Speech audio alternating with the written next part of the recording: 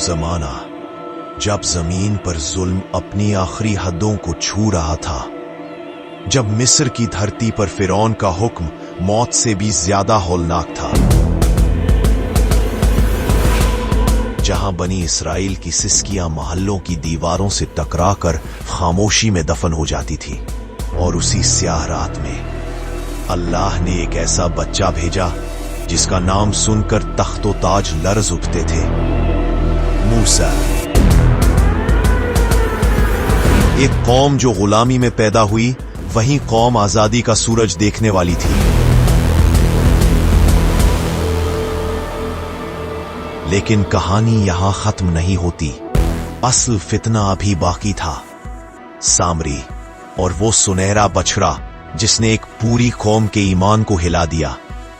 یہ کوئی عام کہانی نہیں، یہ ایک قوم کی موت اور زندگی کا سفر ہے۔ یہ موسیٰ علیہ السلام کے مکمل سفر کی داستان ہے، اور جب ظلم اپنی انتہا پر پہنچ جائے تب اللہ اپنے نبی کو بھیجتا ہے۔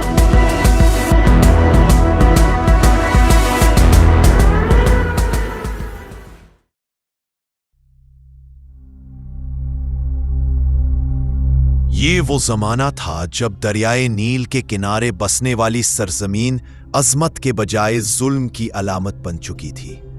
مصر کے آسمان پر فرعون کا نام سورج کی طرح چمکتا تھا، مگر اس کی روشنی نہیں، اس کا خوف پھیلتا تھا۔ وہ خود کو خدا کہتا تھا اور چاہتا تھا کہ ساری دنیا اس کے سامنے جھک جائے۔ جو اس کے حکم مانتا زندہ رہتا، جو نہ مانتا وہ زندہ نہیں رہتا تھا۔ مصر کی سڑکوں پر اس کے سپاہی بربریت کی نشانیاں تھے، اور انہی گلیوں کے سائے میں بنی اسرائیل کا وجود دم توڑ رہا تھا۔ وہ ایک ایسی قوم تھی جو نہ اپنی زندگی کی مالک تھی، نہ اپنے آنسوؤں کی۔ ان کے کندھوں پر جھولتے ہوئے پتھروں سے زیادہ بھاری ان کی بے بسی تھی۔ فرعون ان سے محل بنواتا، دیواریں اٹھاتا، شہر آباد کرواتا، مگر ان کے زندہ رہنے کا حق بھی چھین لیتا۔ ان کی محنت مصر کی شان بنتی، لیکن ان کے جسم زنجیروں میں جکڑے رہتے۔ اور پھر ظلم نے وہ حد پار کی جس کے بعد تاریخ ہمیشہ لہو میں لکھی جاتی ہے۔ فرعون کے خواب میں ایک ڈراؤنی خبر آئی کہ بنی اسرائیل میں پیدا ہونے والا ایک لڑکا اس کی حکومت کو گرا دے گا۔ فرعون نے حکم دیا، ہر نومولود لڑکے کو قتل کر دو۔ ماں کی گود میں سوتے بچوں کو چھینا جانے لگا، اور مصر کی فضا چیخوں سے بھر گئی۔ ایک پوری قوم کے دلوں میں خوف اترا، مگر آسمان پر خاموشی نہیں تھی، کیونکہ یہی وہ لمحہ تھا جب اللہ ایک نبی کو بھیجنے والا تھا، ایک ایسا نبی جو تاریخ کا رخ بدل دے گا۔ اللہ جب کسی قوم پر اپنا خاص کرم فرمانا چاہتا ہے تو فیصلے آسمانوں پر پہلے ہو چکے ہوتے ہیں، اور بنی اسرائیل پر رحم کا وہ فیصلہ موسیٰ علیہ السلام کی پیدائش سے شروع ہوا تھا۔ فرعون کے محل کی دیواروں کے پیچھے ایک ایسا ڈر چھپا تھا جس نے اسے ظالم بنا دیا تھا۔ اس کے خواب میں ایک شعلہ اٹھا تھا جو اس کی حکومت کو راکھ کر دینے والا تھا، اور اس شعلے کی تعبیر تھی بنی اسرائیل میں پیدا ہونے والا ایک لڑکا۔ یہ خبر مصر کے ایک ایک گھر میں آگ کی طرح پھیل گئی۔ ماؤں کے اندر خوف تھا، مگر ان کے دلوں میں ایک عجیب سی امید بھی جاگ رہی تھی، کیونکہ بنی اسرائیل کے بزرگوں نے بتایا تھا کہ اللہ ایک نجات دہندہ بھیجے گا۔ اور پھر ایک عام سے گھر میں ایک غیر معمولی بچہ پیدا ہوا، موسیٰ علیہ السلام۔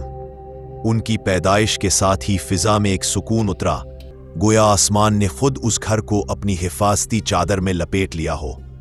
موسیٰ علیہ السلام کی والدہ جانتی تھی کہ یہ بچہ صرف ان کا نہیں، اللہ کی امانت ہے۔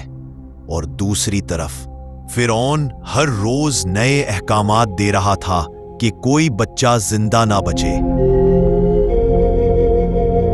لیکن اللہ کے فیصلے بادشاہوں کے فیصلوں سے پہلے ہوتے ہیں۔ فرعون کے محل میں ملکہ آسیہ رضی اللہ عنہا نے بھی ایک نجات دہندہ کے بارے میں سن رکھا تھا، इनके दिल में नूर था, मगर आंखों के सामने एक ऐसा शौहर था जो खुद को खुदा कहता था। इसी दौरान आसमानी फैसले अपनी जगह मुकम्मल हो रहे थे। वो बच्चा जिसने मिस्र की तारीख बदलनी थी, अभी मां की गोद में परसकून नींद सो रहा था, लेकिन उसे ज्यादा देर तक छुपाया ना जा सकता था। जालिम के कदमों की आवाज करीब आ रही थी और अल्लाह की वही भी। ये वो लम्हात थे जब एक माँ का इम्तिहान और एक नबी का सफर दोनों शुरू होने वाले थे। मूसा अलैहिस्सलाम की वालदा ने अपने नौज़ायदा बेटे को सीने से लगा रखा था, मगर बाहर मौत पहरा दे रही थी। हर लम्हा उन्हें डर था कि कहीं दरवाजा टूट न जाए, कहीं फरियादें खामोश न कर दी जाएं। उसी खौफ के बीच एक वही नाजिल हुई, बच्चे को दूध पिला और जब डर महसूस हो उसे दरियाए नील में छोड़ देना। ये हुक्म आसान न था, मगर ईमान खौफ से बड़ा होता है। माँ ने अपने हाथों से एक मजबूत संदूक तैयार किया जिसमें उसके दिल का टुकड़ा सोना था। रात के सन्नाटे में जब शहर सो रहा था, वो संदूक नील के किनारे ले जाया गया। पानी की लहरें अंधेरे में खतरनाक लग रही थीं, मगर वो जानती थी कि आज उसकी उम्मीदें पानी में उतरने वाली हैं। उसने संदूक को आहिस्ता से नील पर रखा और उस लम्हे उसकी आंखों से बेआवाज आंसू बह पड़े। संदूक पानी पर तैरने लगा, जैसे खुद अल्लाह उसे रास्ता दिखा रहा हो। नील के पानी में बहता हुआ वो संदूक मिस्र के शाही महल की सिमत बढ़ रहा था। महल के बागात में मलका आसिया रज़ी अल्लाह अन्हा सैर कर रही थी, जब निगाह एक तीरते हुए संदूक पर पड़ी। सिपाहियों ने संदूक खोला और एक नूरानी चेहरा उनके सामने था। मलका के दिल में ऐसी मोहब्बत उतर गई जैसे वो बच्चा उनका अपना हो। उन्होंने कहा, यह बच्चा मेरी आंखों की ठंडक है, उसे कत्ल ना करो। और यूं जिस बच्चे को कत्ल करने का हुक्म दिया गया था, वो जालिम बादशाह के घर पनाह पा गया। अल्लाह का फैसला इंसानों के फैसलों से बहुत ऊंचा होता है। मूसा अलैहिस्सलाम की वालिदा का दिल तड़प रहा था, मगर अल्लाह ने उनकी बहन को संदूक के पीछे भेज दिया था। जब महल वालों ने दूध पिलाने वाली तलाश की, को मूसा की बहन ने कहा, मैं एक ऐसी औरत जानती हूं जो उसे पाल लेगी। यूं नहीं, अल्लाह ने मां को वापस वही बच्चा लौटा दिया जिसे उसने अल्लाह के नाम पर नील की लहरों में छोड़ा था, और यूं एक नबी का सफर शुरू हुआ।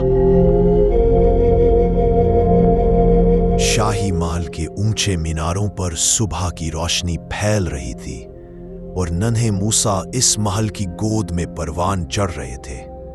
फिरौन की बीवी हजरत आसिया उन पर बेमिसाल शफकत करती थी। मूसा बचपन से ही आम बच्चों की तरह न थे, उनकी आंखों में एक अजब नूर था। महल के खादिम भी महसूस करते थे कि ये बच्चा किसी खास मकसद के लिए आया है। महल में दौलत थी, शान और शौकत थी, मगर फिरौन के दिल में हमेशा एक छुपी हुई खौफ की लहर रहती थी। उसे लगता था कि कहीं वही बच्चा ना हो जिसके बारे में काहनू ने खबरदार किया था। मगर आसिया कहती, ये बच्चा हमारी आंखों की ठंडक है, इसे नुकसान ना पहुंचाना। मूसा महल में बेहतरीन तालीम और तरबियत पाते रहे। वो बहादुर थे, सच्चे थे और नेकी उनकी पहचान थी। लेकिन महल के दरवाजों के बाहर उनके मजलूम बनी इसराइल जुल्म की चक्की में पस रहे थे। मूसा जब कभी शहर के बाजारों में जाते तो फिरौन के जुल्म के निशानात अपनी आंखों से देखते। उनका दिल तड़पता और वो जानते थे कि एक दिन वो हक के लिए खड़े होंगे, मगर अभी वक्त नहीं आया था। एक दिन मूसा शहर में दाखिल हुए तो फजर के वक्त सड़कें सुनसान थीं। वहां उन्होंने एक मिस्री सिपाही को बनी इसराइल के एक बेकस नौजवान पर जुल्म करते देखा। वो नौजवान मूसा से फरियाद कर रहा था कि उसे बचा ले। मूसा ने जुल्म कभी बर्दाश्त नहीं किया था। वो फौरन आगे बढ़े। उन्होंने जालिम सिपाही को एक घोंसा मारा और वो सिपाही वहीं गिरकर मर गया। मूसा घबरा गए।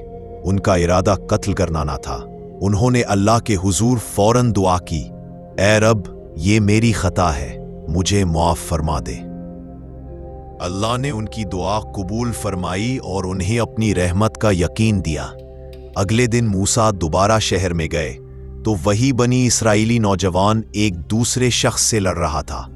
موسیٰ نے اسے تنبیہ کی، تم تو کھلے ہوئے گمراہ آدمی ہو۔ اتنے میں دوسرے شخص نے پہچان لیا کہ موسیٰ ہی وہ ہے جنہوں نے کل سپاہی کو مارا تھا۔ یہ بات فرعون کے محل تک پہنچ گئی۔ فرعون نے فوراً حکم دیا کہ موسیٰ کو گرفتار کر کے قتل کر دیا جائے، مگر ایک نیک دل آدمی محل سے دوڑتا ہوا آیا اور موسیٰ کو خبر دی، فوراً یہاں سے نکل جائے ورنہ وہ آپ کو قتل کر دیں گے۔ موسیٰ دل میں خوف اور امید لیے شہر چھوڑنے لگے۔ وہ بغیر کسی ساز و سامان کے صحرا کی طرف نکل پڑے۔ چلتے چلتے انہوں نے دعا کی، اے میرے رب، میں اس وقت تیرے سہارے کا محتاج ہوں۔ یہ سفر موسیٰ کی زندگی کا نیا آغاز تھا، ایک آزمائشوں کی وادی سے ایک عظیم مشن کی طرف۔ لمبے تھکانے والے سفر کے بعد موسیٰ مدین کی سرزمین میں داخل ہوئے۔ وہ بھوکے تھے، پیاسے تھے اور کئی دنوں سے انسان کی آواز نہیں سنی تھی۔ شہر کے قریب ایک کنویں پر لوگ اپنے ریوڑوں کو پانی پلا رہے تھے۔ موسیٰ نے دو عورتوں کو دیکھا جو دور کھڑی تھیں اور اپنے جانوروں کو قریب نہیں آنے دے رہی تھیں۔ موسیٰ نے پوچھا، تم یہاں دور کیوں کھڑی ہو؟ انہوں نے جواب دیا، ہم اس وقت تک پانی نہیں بھرتیں جب تک چرواہے اپنی باری ختم نہ کر لے۔ انہوں نے مزید کہا، ہمارا باپ بہت بوڑھا ہے، اسی لیے ہم خود آتی ہے۔ موسیٰ نے ان کی مجبوری دیکھ کر کنواں کا ڈھکن اٹھایا اور ان کے جانوروں کو پانی پلایا۔ یہ ان کا خلق تھا، مدد کرنا بغیر کسی بدلے کے۔ دونوں عورتیں شکر گزار ہو کر اپنے گھر کی طرف چلی گئیں۔ موسیٰ درخت کے سائے تلے بیٹھ گئے اور اللہ سے دعا کی، اے رب، میں تیری کسی بھی نعمت کا محتاج ہوں۔ کچھ دیر بعد ان دونوں میں سے ایک لڑکی شرم و حیا کے ساتھ موسیٰ کے پاس آئی۔ اس نے کہا، میرے والد آپ کو بلاتے ہیں تاکہ وہ آپ کو آپ کی مدد کا بدلہ دے۔ موسیٰ ان کے ساتھ چل پڑے اور ایک پرسکون گھر پہنچے۔ وہاں وہ نبی شعیب سے ملے، ایک نیک دل حکمت والے بزرگ۔ شعیب نے موسیٰ کی باتیں سنی اور فوراً پہچان گئے کہ یہ کوئی عام نوجوان نہیں۔ شعیب نے موسیٰ کو 10 سال اپنی خدمت پر رکھنے کی پیشکش کی اور اپنی بیٹی کا نکاح ان سے کر دیا۔ موسیٰ نے خوشی سے قبول کیا اور مدین میں ایک نئی زندگی کا آغاز ہوا۔ موسیٰ کی آزمائشوں کا وقت ختم نہیں، بلکہ اصل مشن تو ابھی شروع ہونا تھا۔ کئی سال مدین میں گزارنے کے بعد موسیٰ اپنی اہلیہ اور خاندان کے ساتھ واپس مصر کی طرف روانہ ہوئے۔ ایک سرد رات وہ وادی طور کے قریب پہنچے تو اچانک انہوں نے ایک روشن آگ دیکھی۔ موسیٰ نے اپنے گھر والوں سے کہا، تم یہاں ٹھہرو، میں وہاں سے شاید کوئی خبر یا آگ کا انگارہ لے آؤں۔ جیسے ہی وہ قریب پہنچے، فضا میں ایک نور چھا گیا۔ پھر ایک عظیم آواز گونجی، اے موسیٰ! خوف سے لرز گئے، مگر وہ آواز نہ خوف پیدا کرتی تھی نہ تکلیف، بلکہ جلال و رحمت کا ملاپ تھی۔ اللہ تعالیٰ نے فرمایا، میں تیرا رب ہوں، میرے سوا کوئی خدا نہیں۔ موسیٰ نے ادب سے سر جھکا دیا اور اس وادی میں سجدہ ریز ہو گئے۔ پھر حکم ہوا، اے موسیٰ، اپنی لاٹھی زمین پر ڈال دو۔ موسیٰ نے لاٹھی ڈالی اور وہ اچانک ایک خوفناک زندہ اژدہے کی طرح حرکت کرنے لگی۔ موسیٰ پیچھے ہٹے تو آواز آئی، ڈرو نہیں، اسے پکڑ لو۔ جب انہوں نے اسے تھاما، وہ دوبارہ اپنی اصل حالت میں لاٹھی بن گئی۔ پھر حکم ہوا، یہ میرا نشان ہے، میری قدرت کی دلیل۔ اللہ نے مزید فرمایا، اپنا ہاتھ اپنے سینے میں رکھو اور نکالو۔ موسیٰ نے ایسا کیا اور ان کا ہاتھ روشن نور سے چمک رہا تھا۔ یہ دوسرا عظیم معجزہ تھا۔ پھر اعلان ہوا، اے موسیٰ، جاؤ فرعون کے پاس، تو سرکش ہو چکا ہے۔ मूसा ने अर्ज किया, ए रब, मेरा दिल घबराता है, मेरी जुबान अच्छी तरह नहीं चलती, हारून को मेरा मददगार बना दे। अल्लाह ने फरमाया, तुम दोनों मेरे निशान लेकर जाओ, मैं तुम्हारे साथ हूं। मूसा जान चुके थे अब वो अल्लाह के नबी है और एक अजीम मिशन उनका मुंतजर है।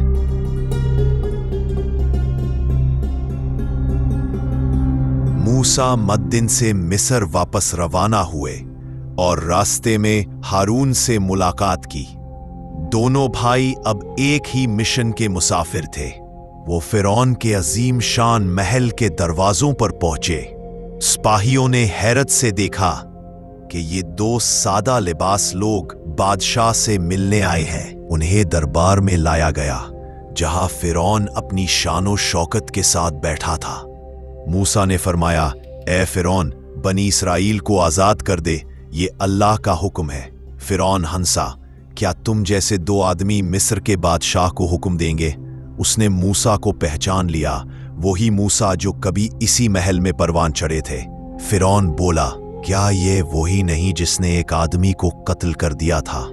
मूसा ने जवाब दिया, वो मेरी खता थी और मेरा रब मुझे माफ कर चुका है।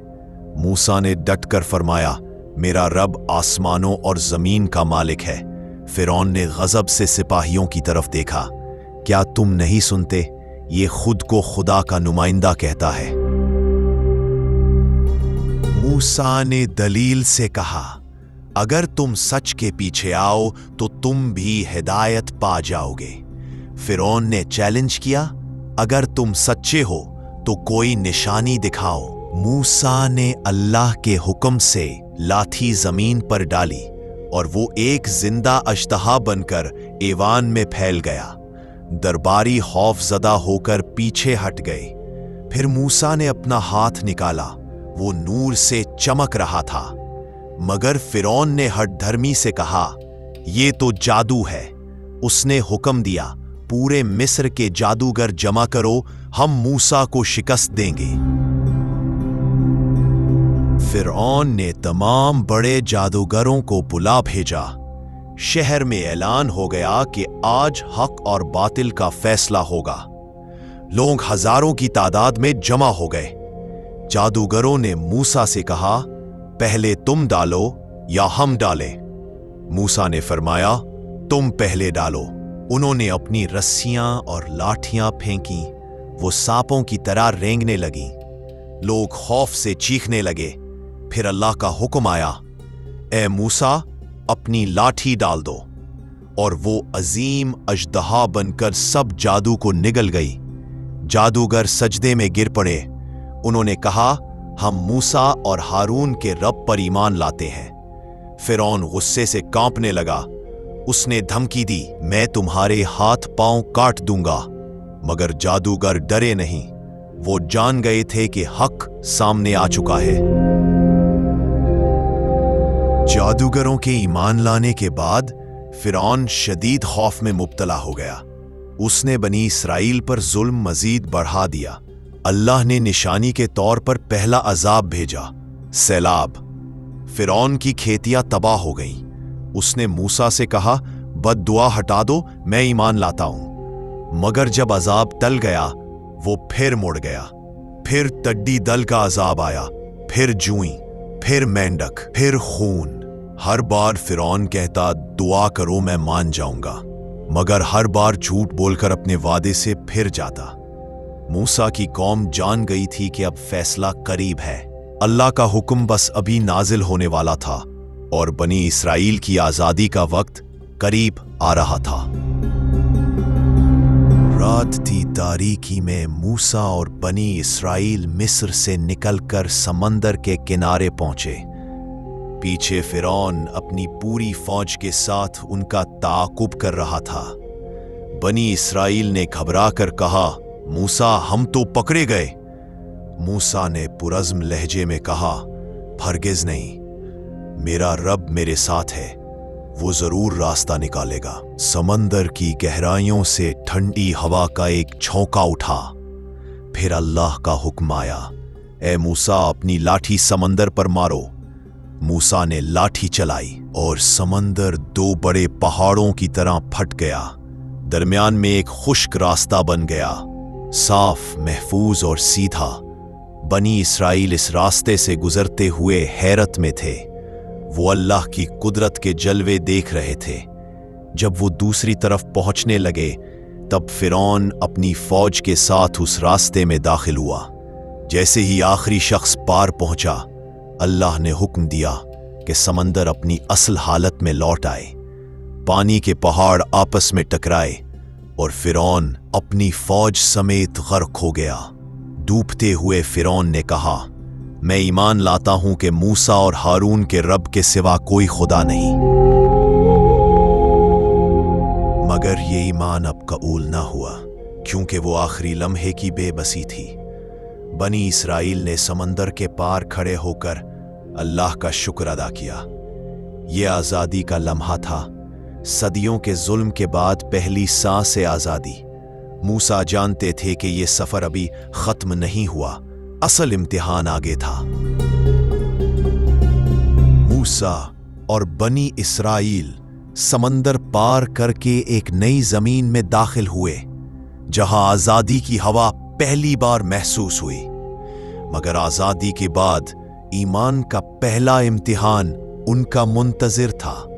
मूसा कौम को अल्लाह के अहकाम सिखाने के लिए कोहे तूर की तरफ रवाना हुए।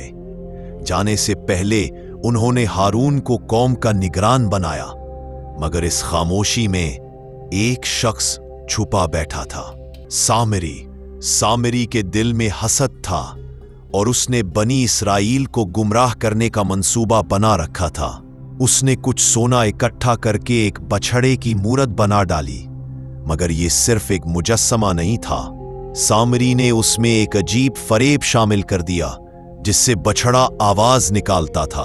उसने लोगों से कहा, यह है तुम्हारा खुदा, और मूसा इसे भूल गए। बनी इसराइल के दिल कमजोर पड़ने लगे और कुछ लोग इस फितने में बहक गए। हारून ने उन्हें रोकने की पूरी कोशिश की, मगर सामरी ने लोगों को अपने जाल में जकड़ लिया। वो कहता रहा, यह है वो खुदा जो तुम्हें बचा कर लाया है।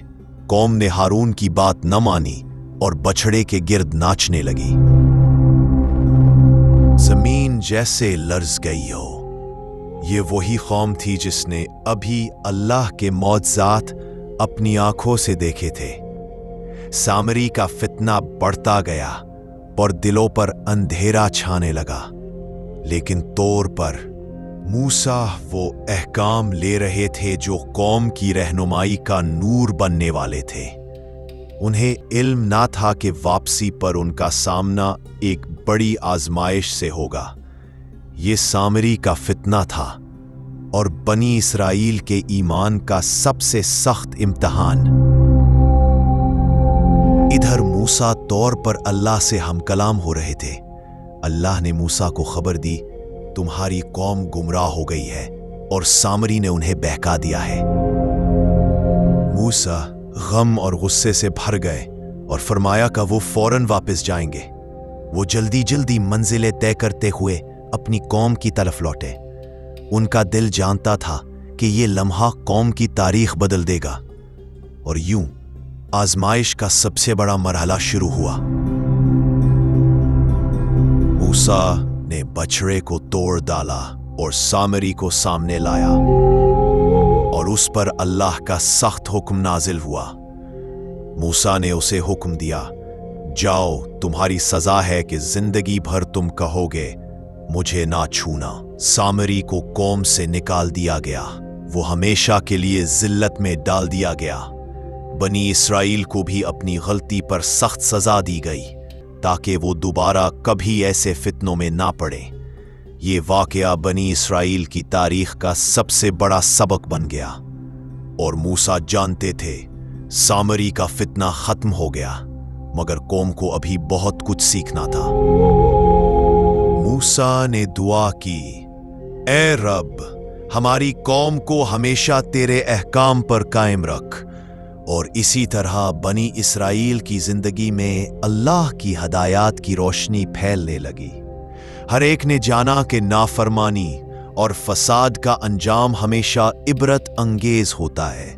آج بھی ہماری زندگی میں سبق یہی ہے، اللہ کی ہدایات سے رہنمائی حاصل کرو اور یاد رکھو، صبر، ایمان اور حق کی طرف قدم بڑھانا ہر شخص کا فرض ہے۔ اے ناظر، اپنے دل میں ایمان پیدا کرو، اپنے اعمال درست کرو اور حق پر قائم رہو۔ یہی سب سے بڑی کامیابی اور حقیقی نجات ہے۔ اب وقت ہے کہ ہم سب اپنی زندگیوں میں یہ سبق اپنائیں اور اللہ کے راستے پر چلیں۔